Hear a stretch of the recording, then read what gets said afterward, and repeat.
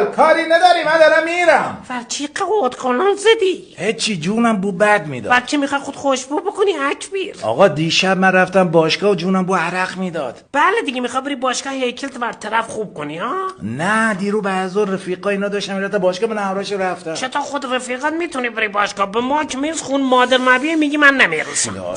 آقا من حال نه باشگاه میرم نه تو خون رفیقا میرم نه تو خون مادرت میرم، اصلا هیچ نمیرم، همین تو خون میشینم کنار تو. میخوای بشین تو خون خود که قرار داری؟ آقا میخوام تر نگاه کنم اصلا. میخوام من نگاه کنی هیپنوتیزمم کنی؟ خدا آقا چشمو میبندم. میخوای چشمات ببندی اون تصور کنی تزنت ها؟ آقا من اصلا هیچ کار نمیخوام تصور کنم، من میخوام برم هموم. خود که قرار داری میخوای ژیگول کنی بری هموم ها؟ خدا آقا من اصلا نمیرم به هموم، هم تو ای پچل کثیف هم تو هستم. طرف چرکو دوست دارا؟ تو چرکو پچل قشنگ مده دیگه.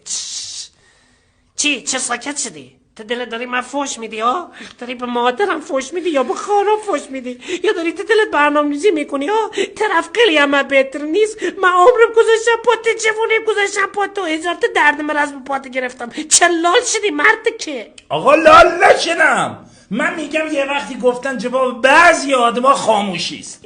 طرف تعدار برق کار میکنه؟ چه ربطی داره؟ گفتی خاموشیه. این قمتلک به دولت ننداز، انون خوردن میفتی. منو بچه حیرون و ویرون و سرگردون کوچو خیابون میشیم. چاق رو پول به زور به در میاری کارا نکن. خدا قرص داری؟ چی میکشیدی امشب بهت نرسیدی یه جایی درد گرفته میخوای قرص بخوری؟ چی میکشیدم این معدم درد میکنه یه قرصی بود به من. طرف تا داروخونه کار میکنه ها، به بهونه معده درد میخواد بری پیشش بگی معدم درد میکنه، خود لوس کن اونم بگی وای وای وای وای معدهش درد میکن، دست بکش رو معدت بوس کن خوب بشه یا جلو مردم. خب میره او پشتو ماچ میکن معدت نمیرسه قشلوق اوج نمیشه. خدا مرگت بده. رفتی ورتره موس کردی حاضر نی کارش ول کن به معده اول برسه.